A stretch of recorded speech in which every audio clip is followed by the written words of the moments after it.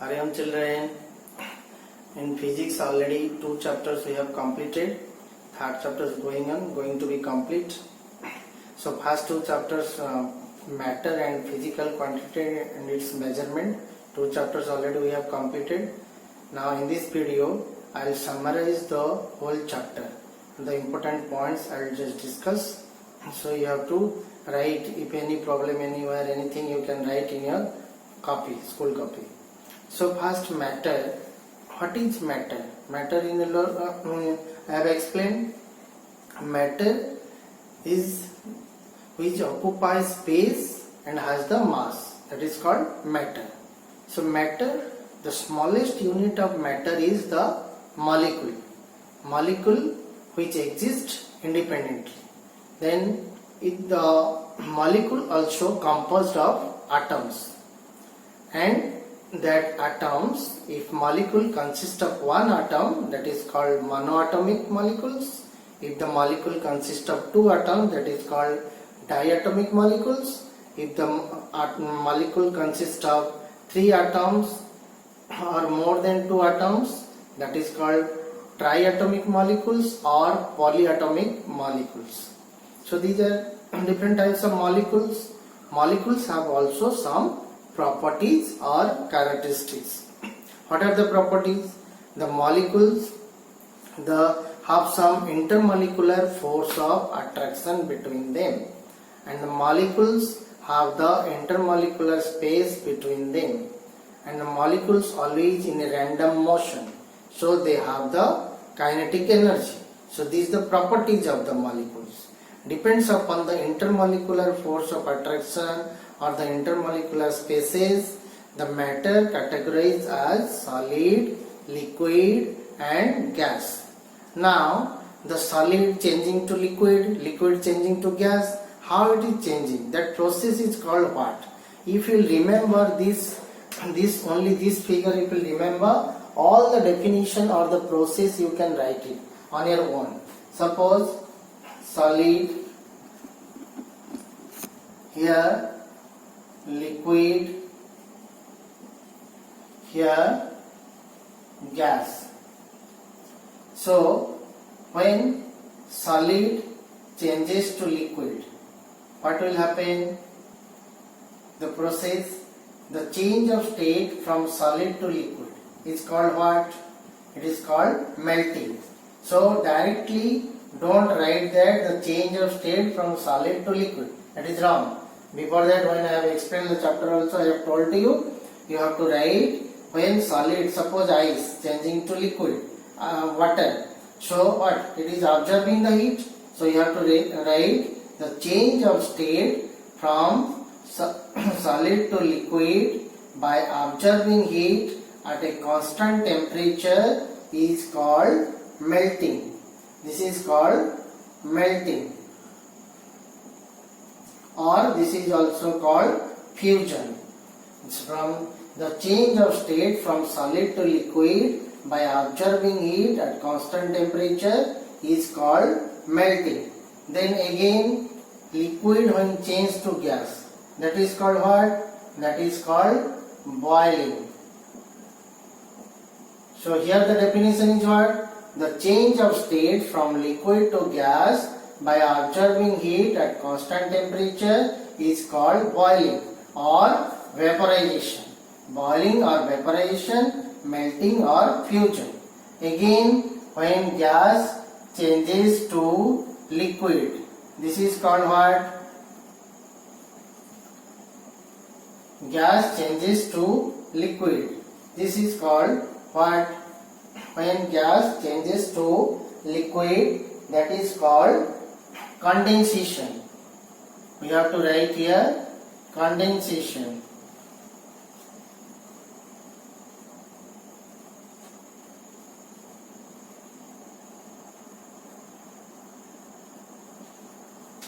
Here what will write the definition? What is condensation? The change of state from gas to liquid by releasing heat. Here absorbing heat, here releasing heat or discharging heat. Releasing heat at constant temperature is called condensation. Like that, from liquid to solid. That is called what? This process. This is called freezing.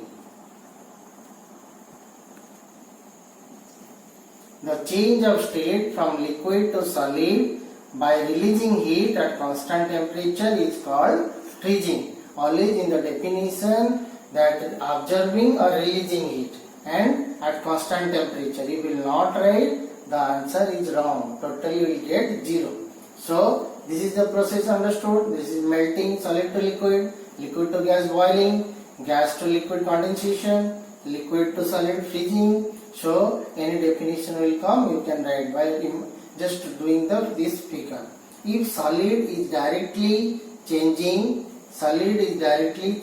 to gas, then this process is called what? This process is called sublimation.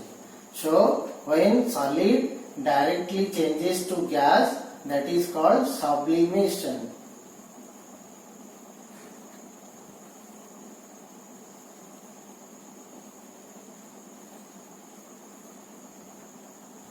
Sublimation. So the definition is what? The change of state directly from solid to gas by observing heat at constant temperature is called sublimation.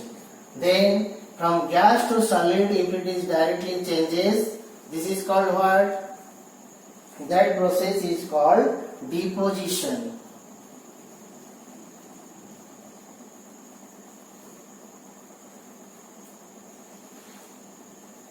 So understood? The change of state directly from gas to solid by releasing heat at constant temperature is called deposition. So all the definition here are here. By remembering only solid, liquid, gas, so melting, that is boiling, that is condensation, freezing, that's to directly change sublimation, this is deposition. All the definition are there.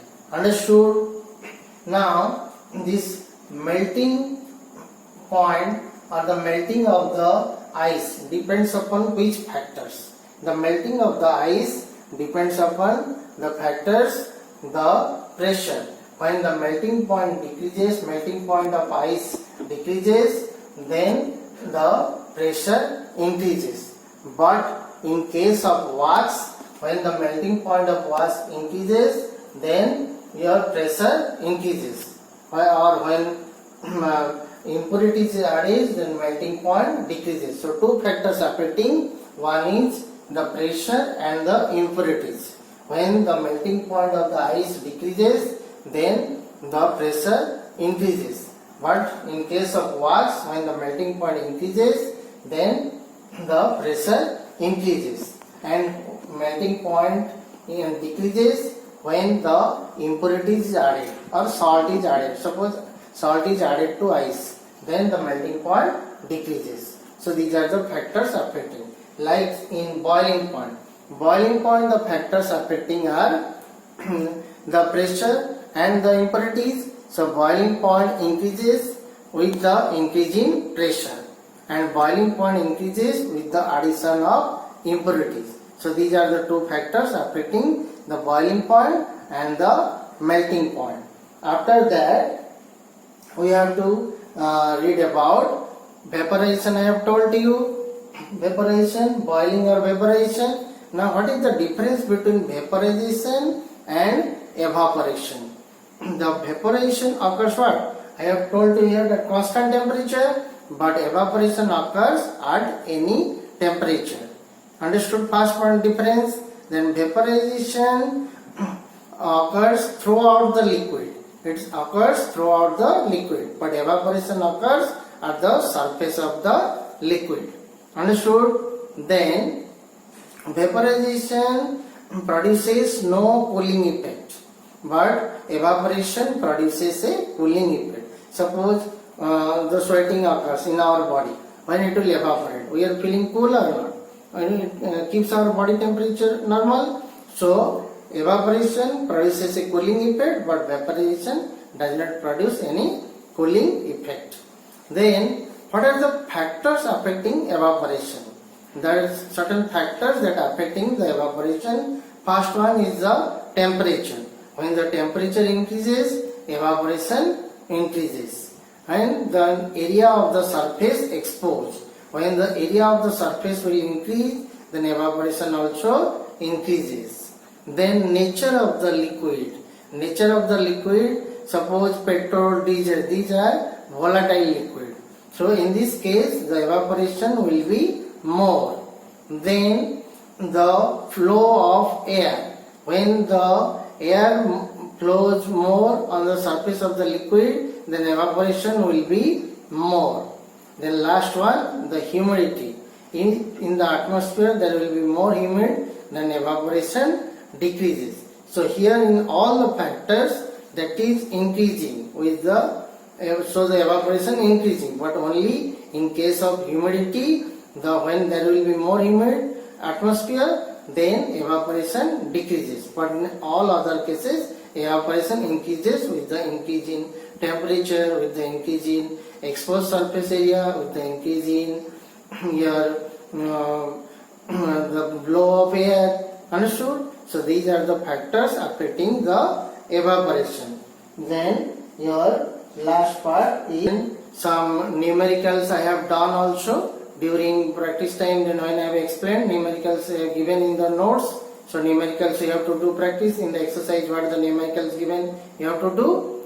So this is the summary of the chapter.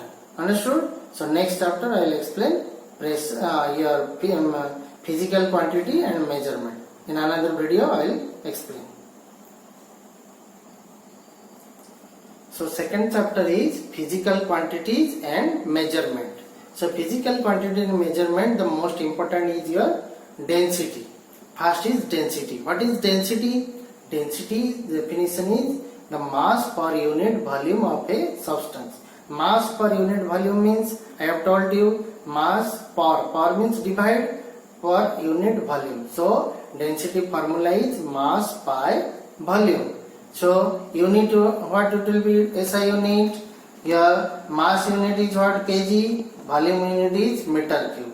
So density SI unit will be kg per meter cube. Understood? Density definition, the formula, the unit. So SI unit is kg per meter cube. CGS unit will what? Gram per centimeter cube. Understood? SI unit and CGS unit. Next is your relative density. Relative density is what? The density of a ratio of density of a substance to the density of water is called relative density. What is the definition of relative density? The ratio of density of a substance to the density of water at 4 degrees Celsius. At 4 degrees Celsius always you have to write, because the density of water at 4 degrees Celsius is maximum, I have told you. So relative density is the ratio of density of substance to the density of water at 4 degrees Celsius.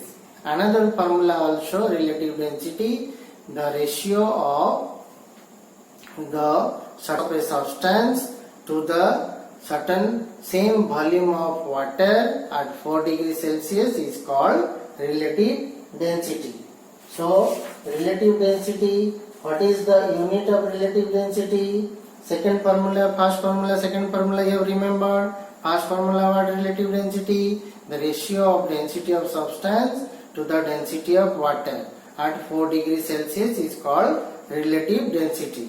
And another is mass of any volume of substance to the mass of same volume of water at 4 degrees Celsius is called relative density. Means mass of the certain volume of substance to the mass of same volume of water. Volume remains same. So mass of the substance by mass of water at 4 degrees Celsius is called relative density. And relative density has no unit, because it is the ratio of same quantity, density or mass. So it has no unit. Understood? Now next part is very important, that is flotation. When the body will float and when the body will sink, it depends upon the density. Suppose a body has more dense, then it will sink. If the body has less dense than the liquid, then it will float. So when the body is floating in a liquid, there are are two forces acting on it. One is first one, one is the weight of the body, that is acting downward. Then the upthrust or the buoyant force which is acting upward. So there are two forces acting on the body when the body is floating on the surface of the liquid. One is weight of the body, that is acting downward, and upthrust or buoyant force, that is acting upward. So two forces understood. So when the body will float or sink, it depends upon these two forces. Suppose the weight of the body here, weight of the body is W1 and your upthrust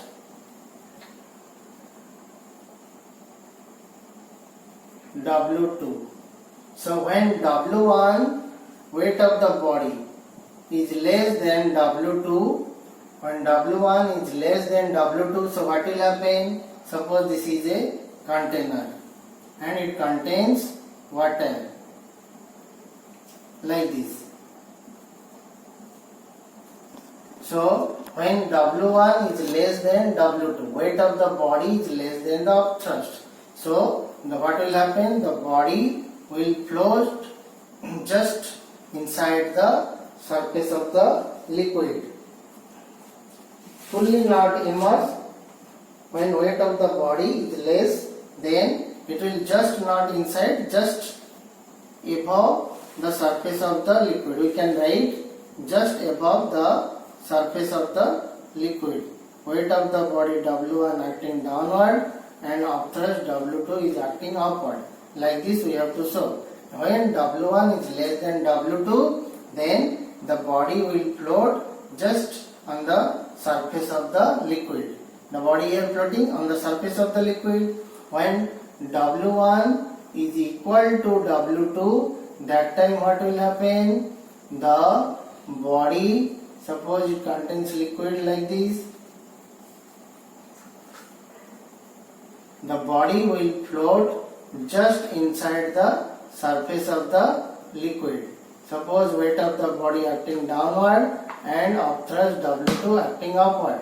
That time the body will float just inside the surface of the liquid. Here when less than, it will float just above the surface of the liquid. Here also float, but just inside the surface of the liquid. But when W1 is greater than W2, that time the body will sink.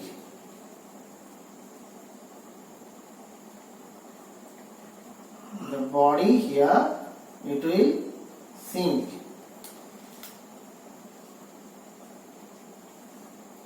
Here W1 acting, W2 here acting, the body here will sink. So three conditions you see when W1, weight of the body, upthrust or buoyant for W2. In your book other variable given, don't be confused. I have taken W1, W2, it will be easy to remember. So when W1 is less than W2, then body will float just on the surface of the liquid. When W1 is equal to W2, then the body will float just inside the surface of the liquid. When W1 greater than W2, then the body will sink. So understood the three conditions and three forces acting on the body when the body will float or sink. One is weight of the body, another is the upthrust or the buoyant force. Understood? Then what is law of flotation? Very important this one. Law of flotation you have to remember. When a body immersed in a liquid, then weight of the liquid displaced by its immersed part is equal to total weight of the body. So what is law of flotation? When a body immersed in a liquid, the weight of the liquid displaced by its immersed part is equal to total weight of the body. Remember, this is law of flotation. Another thing, very important this one. Many times this question will come. Coming in the exam also, and it is very important. Law of flotation. Then the application of flotation. Due to flotation, what will happen? Some application I am telling you, others in the book also given. You can learn in the notes also given. Give reason. Suppose for example, a submarine or the ship. First you take a ship.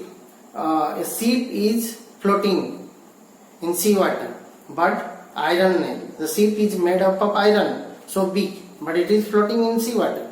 But the iron nail so small, but it is sinking in sea water. Why? Because iron nail, the density of the iron nail is more than the density of water, so it will sink. But in case of the ship is made in such a way that it has some hollow space in the ship. So this hollow space consists of what? Air. So the average density of the ship is less than the density of sea water. So it will float. Understood why the ship is floating and why the iron nail sinking? Like this, the submarine. Submarine works is what? Sometimes it will sink in water, go deep inside water. Sometimes it comes to the surface of water. How? Submarine consists of flotation tank. This flotation tank, when the submarine wants to go inside, deep inside the sea water, this flotation tanks filled with water. So the average density of the submarine is more than the sea water. So it will sink. When the submarine wants to come to the surface of water, this flotation tank becomes empty, or it makes empty, so that the average density of your submarine now less than the density of sea water. So it will float. So like this, these are the many other given examples, many application given. Give reason will come in the notes I have given, also I have sent to you. You have to learn. So these are the application of flotation. And in the exercise also given the numericals. The numericals are very important. You do practice similar type. Others also similar type numerical also I will give you. After that I have completed the summary like revision both the chapters. Third chapter going on. Very soon it will also complete. So first two chapters. After that, after some days, I will send question. I test like for your practice. I will send some question. So you will give on your home as a test. So you will practice how much you have done. Understood? So these two chapters revision completed over. Okay. Thank you.